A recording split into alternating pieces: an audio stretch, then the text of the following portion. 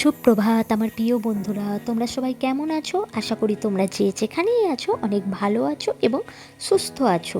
আমি কিন্তু একদমই ভালো নেই, সেটা আশা করি তোমরা আমার চোখ মুখ দেখেই বুঝতে পারছো। তো পিঠা লাইফস্টাইল চ্যানেলে তোমাদের সবাইকে স্বাগত জানিয়ে আজকের ভিডিওটা আমি এখান থেকে শুরু করলাম। মাঝখানে অনেকগুলো দিন ভিডিও দিতে পারিনি, কারণ একদমই শরীর ভালো ছিল না, খুবই অসুস্থতার মধ্যে দিয়ে কেটেছে। তো কেন ভিডিও দিতে পারিনি, কি হয়েছে, সবই জানাবো তোমাদের আজকের ভিডিওতে। তোমরা আমার সাথে থাকো আর ভিডিওটা শেষ পর্যন্ত দেখতে থাকো। সকালের সমস্ত কাজবাজ আমার হয়ে গেছে, আর ওদিকে দেখো সোনাই এখনও ঘুমোচ্ছে, কি সুন্দর কোলবালিশটাকে জড়িয়ে ধরে। তো ঘুমোচ্ছে, ঘুমাক, ততক্ষণ আমি ওর সকালের খাবারটা বানিয়ে নিই, সাথে আমার চাটাও। আমি কিন্তু শুধুমাত্র শীতের সকালেই 1 কাপ করে চা খাই, কিন্তু কি বলতো, এই বছর যেহেতু প্রচণ্ড গরম গেছে আর তারপরে এই সুন্দর বর্ষা নেমেছে, সকালের ওয়েদারটা কিন্তু বেশ ঠান্ডা ঠান্ডা, তাই ভাবলাম কেননা 1 কাপ চা খাওয়াই যাক। আচ্ছা, তোমরা কে কোথা থেকে আমার ভিডিও দেখছো? তোমাদের এলাকায় কি বৃষ্টি শুরু হয়েছে, বর্ষা নেমেছে কিনা কমেন্টে জানিও। চা খাওয়ার পরে চলে এসেছি সোনাইকে ঘুম থেকে তোলার জন্য। ঠান্ডা ঠান্ডা ওয়েদার বলে দেখো বেচারা ঘুম থেকে উঠতেই চাইছে না। অনেক আদর করে ভালোবেসে তারপরে ঘুম থেকে তুললাম। এখানে দেখো আমার হাজব্যান্ড আমার চোখে একটা ড্রপ দিয়ে দিচ্ছে। তো চলো এবারে তোমাদের আমি জানাই যে আমার কি হয়েছে, কেন আমি এতদিন তোমাদের সাথে কোনো ভিডিও শেয়ার করতে পারিনি। তোমাদের বলতে থাকি আর সাথে সোনাইকে সকালের খাবারটাও খাইয়ে নিই। গরমের পর বর্ষা নেমেছে, ওয়েদার চেঞ্জ হয়েছে, সেই কারণে সোনাইয়ের একটু সর্দি হয়েছিল। ওকে নিয়ে গিয়েছিলাম ডাক্তারখানা, সাথে আমিও একটু ডাক্তার দেখিয়ে নিয়েছিলাম, কারণ আমারও হালকা ঠান্ডা লেগেছিল। তো সেটা তো গেল। তারপরে একদিন আমি গিয়েছিলাম আমাদের পুকুর ঘাটে, তো সেখানে একটা ওই লাঠি মতো কিছু একটা পড়েছিল। তো আমি ভাবলাম এটা মাঝখানে পড়ে আছে, কেননা এটা এক পাশে করে দেওয়া যাক। তাই আমি সেটাকে যেই ধরেছি, তাতে ছিল একটা অনেক পুরনো মরচে ধরা পেরেক, গেল আমার হাতে ফুটে। ব্যাস, সেটা যেই এসে আমার হাজব্যান্ডকে বলেছি, ও তো সঙ্গে সঙ্গে নিয়ে ছুটলো আমাকে ডাক্তারখানা একটা টি ব্যাগ নেওয়ার জন্য।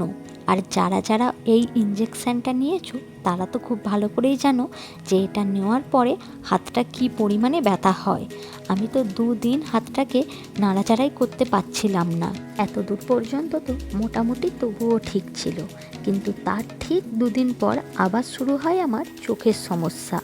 বুঝতেই পারলাম না হঠাৎ করে কি হলো আমার 2 চোখে। হঠাৎ করেই দেখছি দুটো চোখে জল কাটছে, আর দুটো চোখ ভার হয়ে আছে আর ভীষণ কুটকুট করছে। তাই আবার ছুটলাম চোখের ডাক্তারের কাছে। প্রথম দিন গিয়ে তো ডাক্তারের দেখা পাইনি, তাই আবার পরের দিন গেলাম, সেদিন ডাক্তার দেখানো হয়েছে। তো ডাক্তারবাবু আমাকে চোখের জন্য 2টো ড্রপ দিয়েছেন, যার মধ্যে তোমরা তো দেখতেই পেলে সকালেই আমার হাজব্যান্ড আমার চোখে একটা ড্রপ লাগিয়ে দিল। এছাড়াও আর একটা বড় সমস্যা কি হয়েছিল জানো? আমার ফোনের সমস্যা।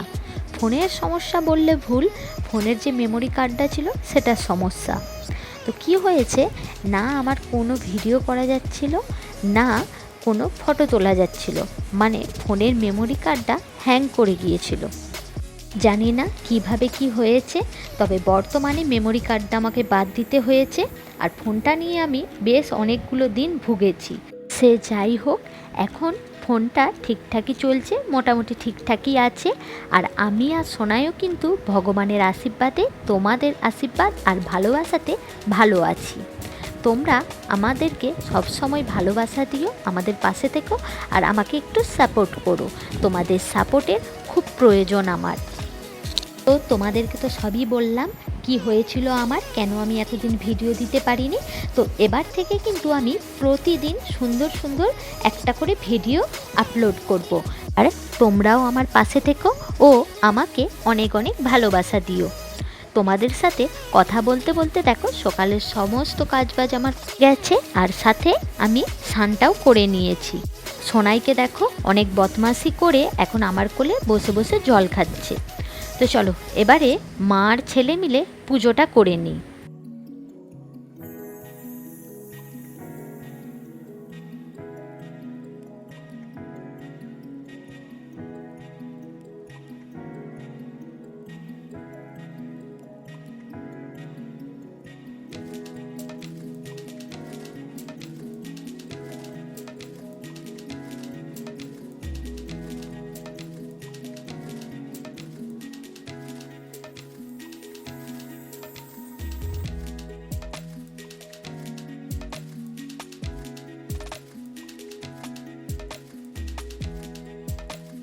পুজো দেওয়া আমার হয়ে গেছে। আর এখানে দেখো এই যে আমার মহাদেব বসে আছেন। সবাই আমার সাথে একবার বলো, হর হর মহাদেব।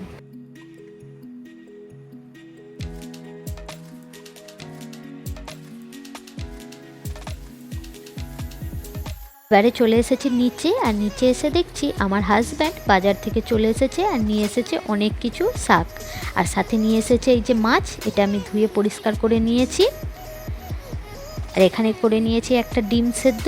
এটা এখন সোনাইকে খাইয়ে দেব। ও দেখো নিজের হাতে খাচ্ছে। ও যতটা খাবে এইভাবে খেয়ে নিক, তারপরে আমি ওকে ভালোভাবে করে খাইয়ে দেব। সোনাইকে খাইয়ে দাইয়ে আমিও খেয়ে নিয়েছি, আর তারপরে বসিয়ে দিয়েছি রান্না বান্না। তো রান্নার কাজটা সেরে নিই চটপট করে। আর এখানে দেখো সোনাই চলে এসেছে, ওকে একটু আদর করে দিচ্ছি। আর ও আমার কাছ থেকে খুন্তিটা চাইছিল, বলছিল মা রান্না রান্না।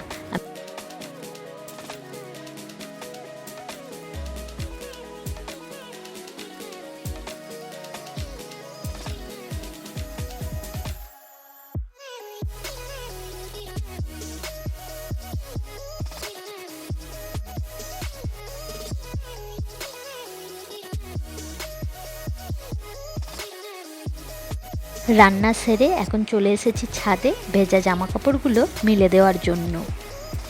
আমাদের মেয়েদের জীবনটাই এমন, যতই অসুস্থ থাকি আর যতই মন খারাপ থাক, বাড়ির কাজগুলো তো ফেলে বসে থাকলে চলবে না। বাড়ির কাজগুলো টাইম বাই টাইম সেরে ফেলতে হবে।